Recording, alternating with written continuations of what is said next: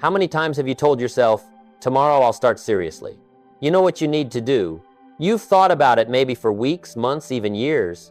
But as each day passes, you still procrastinate. Not because you don't understand, not because you lack information, but because you don't do it. And if you're like most people, you start to believe the problem is you, that you're lazy, that you lack discipline, that you're not strong enough. But I want to tell you something that few people say directly. Procrastination is not an action problem. It's a sign, a very deep signal, that something inside you is not okay. Imagine this.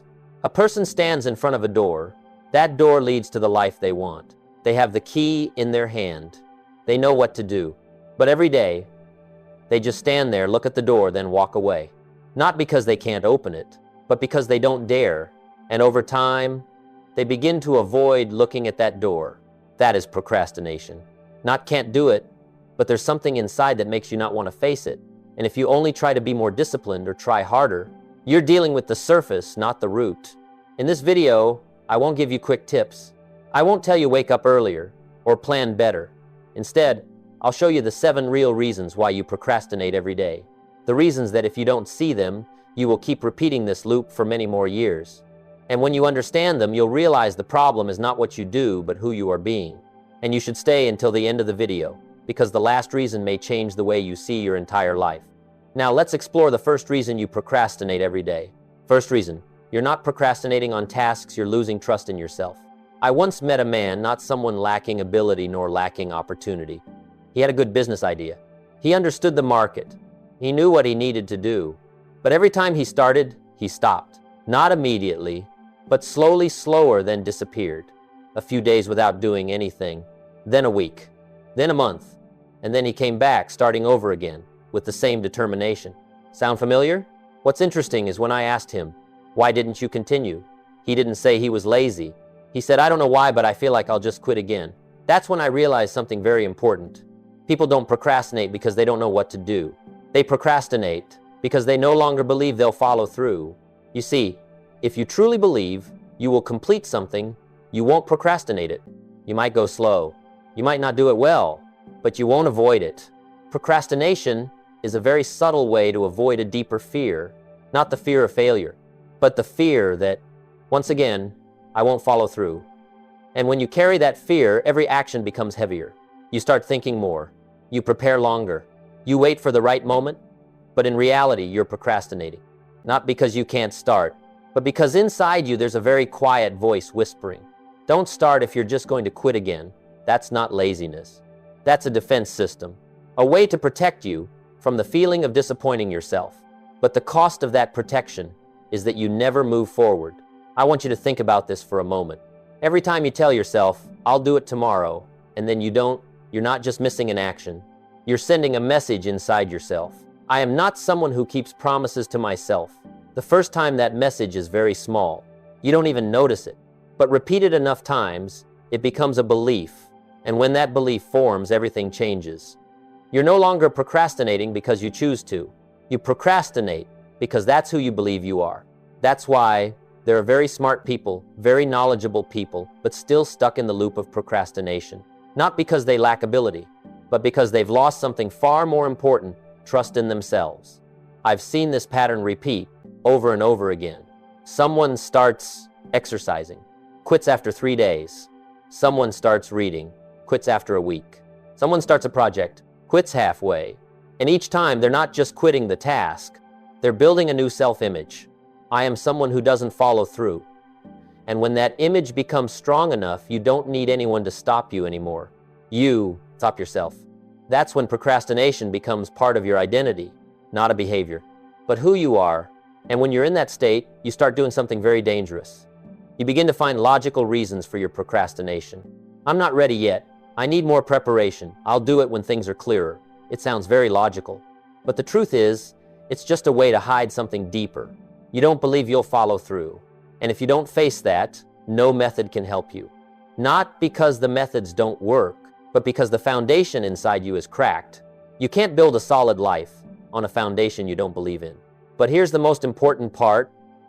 If procrastination comes from losing trust in yourself, then the solution is not trying harder. It's rebuilding that trust. Not with big promises, but with small actions that you actually do, because trust doesn't come from thinking. It comes from evidence. And every time you do what you said, even something very small, you send a new message inside yourself. I am someone who does what I say. And when that message repeats enough times, something strange will happen. You won't need to try anymore. You begin to act as a natural part of who you are. But before that happens, you must face this truth. Procrastination is not a time problem. It's a trust problem. And until you fix that, you will keep standing in front of the door of your life with the key in your hand, but never opening it. And when you begin to understand this, you'll realize that the problem is not just what you do, but what you are trying to avoid feeling. Second reason, you're not procrastinating on work, you're avoiding emotions. I want you to look back at a very normal day of yours. You sit down, open your work, everything is ready.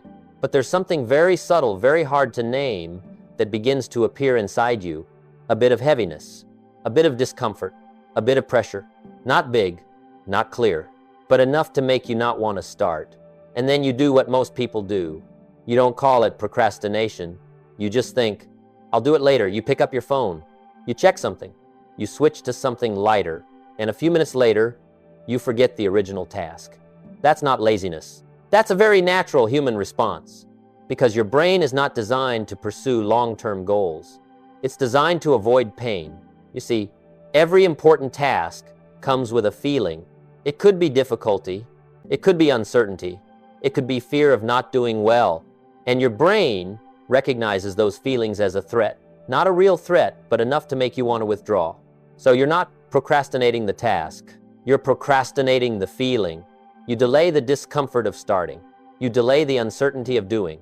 You delay the feeling that you might fail. And the interesting thing is, you don't need a big reason to procrastinate. Just a small feeling is enough. I've observed this in many people. A student knows they need to study, not tomorrow, but today. But when sitting down, they feel a bit of pressure. Not too big, just a slight uneasy feeling. And instead of facing it, they choose something more comfortable. A short video, a conversation, something that seems more useful, and that day passes. Not because they didn't have time, but because they chose to avoid the feeling. That's how procrastination works. Quietly, logically, and very convincingly. Because you can always find a very reasonable excuse not to do something. I need a break. I'm not focused enough. I'll do it better when I'm ready. But deep down, you know that's not entirely true. You're not waiting for a better time. You're waiting for a better feeling. The problem is, if you wait until you feel good to act, you'll wait a very long time. Because important things rarely come with comfort at the beginning. They're heavy, they're unclear. They require you to step into unfamiliar territory. And that feeling is part of the process. But if you misunderstand it, you'll think something is wrong. You'll think, maybe today isn't my day. And you step back again and again until procrastination becomes a habit. I want you to try something very simple. Next time, when you're about to procrastinate something, don't ask, should I do this? Ask, what am I feeling right now? Just pause for a moment and observe. You'll see there is some small feeling that is making you want to avoid it. You don't need to change it immediately. Just recognize it. Because once you recognize it, you begin to separate yourself from it. You're no longer completely controlled by it. You start to have a choice. And that's the important moment. The moment you can decide, keep running or step through the feeling. I'm not saying this is easy.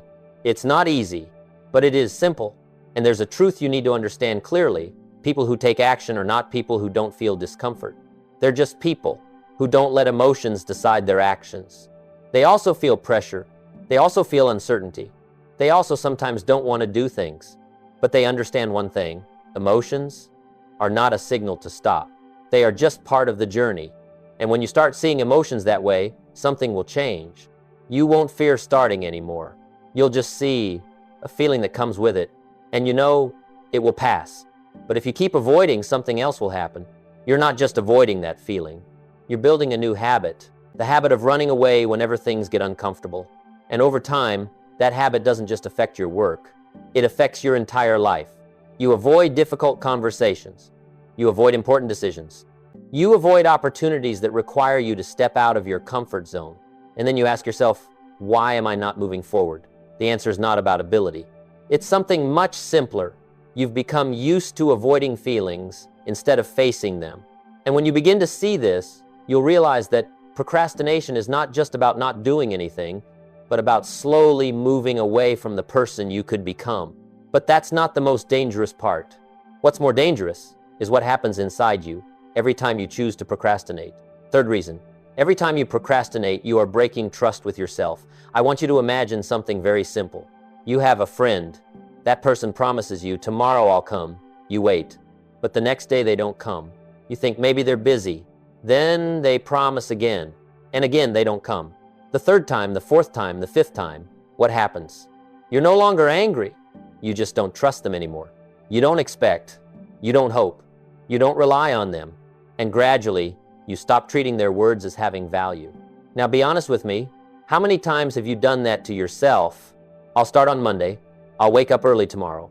I'll finish this today. And then you don't. The first time you still believe. You still feel motivated. You still think you can change.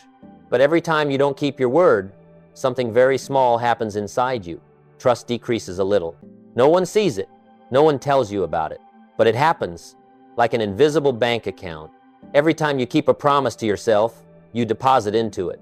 Every time you break a promise, you withdraw from it. And the problem is, most people don't realize that this account is running out. At some point, you still say, I'll do it. But deep inside, you no longer believe it. Not because you want to, but because you've had too much evidence proving the opposite. That's when procrastination becomes dangerous. Not because you don't do something, but because you begin to lose connection with your own words. You say one thing, but you no longer expect yourself to do it. You promise, but you no longer believe that promise. And when that happens, you don't need anyone else to doubt you. You already doubt yourself. I've seen very talented people unable to move forward, not because they lack ability, but because they no longer believe in that ability. And when you don't believe in yourself, everything becomes heavier. A small task feels difficult. A simple step feels far away. Because you're not just doing the task, you're carrying an invisible weight. Maybe I won't follow through again. And with that weight, procrastination becomes a safe choice. Because if you don't start, you don't have to face the possibility of failure. You don't have to prove anything. You don't have to disappoint yourself one more time. But the cost is that you also don't move forward. You get stuck between desire and action. You want to change, but you don't believe you can change. And that is one of the most uncomfortable states a human can experience.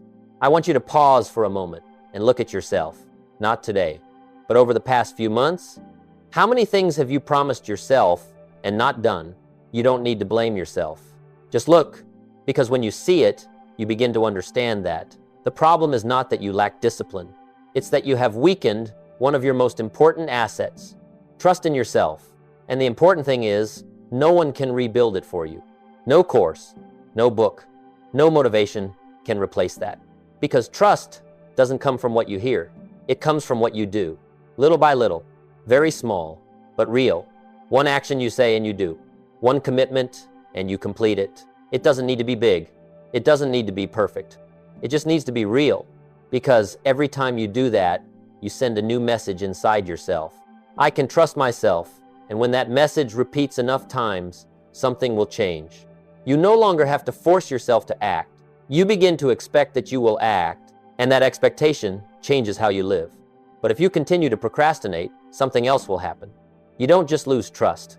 You begin lowering your standards. You start accepting less. You say, well, this is good enough. And gradually you stop pursuing your best version. You just try to keep everything at an okay level. That is the real cost of procrastination. Not the time you lose, but the person you don't become. And when you begin to understand this, you'll realize that procrastination is not just a behavior. It is a chain reaction, quietly changing how you see yourself.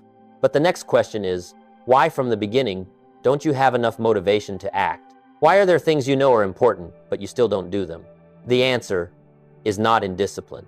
It lies in something deeper. Fourth reason, you don't lack discipline, you lack a strong enough reason. I want you to remember a moment in your life, a moment when you didn't need anyone to remind you. No motivation, no discipline. You just did it. You woke up earlier than usual. You worked longer. You focused more, persisted more.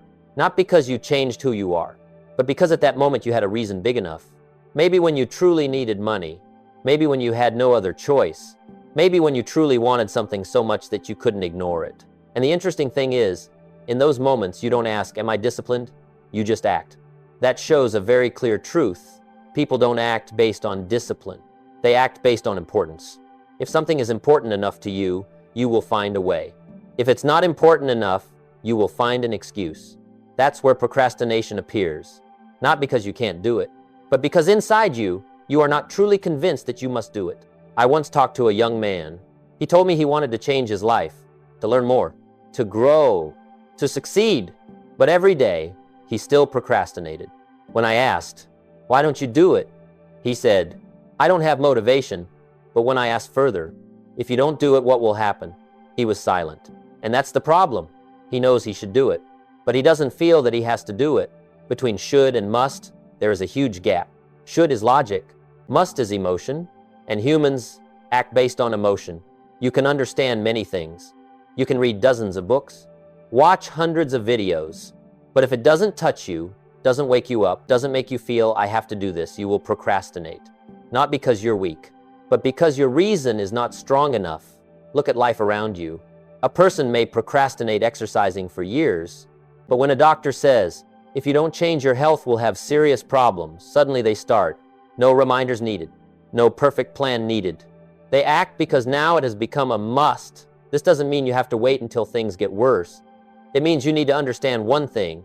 If you don't act, it's not because you can't, but because you haven't clearly seen the cost of not acting. You haven't clearly seen what will happen if you continue living the way you are now. You haven't clearly seen the gap between the life you have and the life you could have. And when that gap is not clear, you will choose comfort. You will choose procrastination because nothing is strong enough to pull you out of it. I want you to try something. Not planning, not setting goals. Just sit down and ask yourself a very simple question. If I don't change 5 years from now, what will my life look like? Not the best version, but the most honest version. You will still do the same things, still think the same way, still react the same way, and the results will not be different. When you truly see that, not with logic, but with emotion, something will happen. You no longer want to procrastinate, not because you became more disciplined, but because you can no longer accept staying the same. That is the power of a strong enough reason. It doesn't push you, it pulls you. It doesn't make you feel forced. It makes you feel unable not to act. But there is something very important. A reason is not something you think of. It is something you see. You have to see the consequences. You have to feel them. You have to clearly see the cost of continuing to procrastinate. Because if you don't, you will keep procrastinating very logically. You will say, it's okay, I can do it tomorrow. I still have time. And day by day passes. No noise, no drama, just no progress. That is how procrastination defeats you, not with one big fall, but with small steps that never happen. And when you begin to see the power of your environment, you will realize that procrastination does not only come from within you, it is being nurtured every day from the outside. But even if you change your environment, there is still something else, stronger, deeper, that can still pull you back. Something that you carry with you no matter where you are. Sixth reason, you are living by emotions instead of decisions. I want you to observe something very simple. There are days when you feel very motivated. You wake up earlier, you work faster, you focus more, everything seems to flow. But then there are other days, you are still the same person, the same goals, the same work, but you don't want to do it. Not because you don't know what to do, but because you don't feel like doing it. And that's when you procrastinate. Not because you decide to procrastinate, but because you let your emotions decide for you. You see, if you only act when you feel good, your life will depend entirely on things that are very unstable. Emotions change every day, even every hour. And if you wait for the right emotion to start, you will have many days when you don't start. I've seen this in many people. They don't lack goals. They don't lack plans, but they have a very dangerous habit. They ask their emotions before acting. Am I in the mood today? Do I have enough energy today? If the answer is no, they stop. It sounds reasonable, but think carefully. If a farmer only plants crops when they feel like it, what do you think will happen? The harvest will not exist. Because nature does not wait for emotions. Life is the same. Important things don't care whether you feel ready or not. They still need to be done. And here's the big difference between people who move forward and people who stay still. Those who stay still act when they feel good. Those who move forward act regardless of how they feel, not because they are stronger, but because they understand one thing: emotions are not a signal to start. They are just a state that comes with action. I want you to remember a time when you didn't want to do something.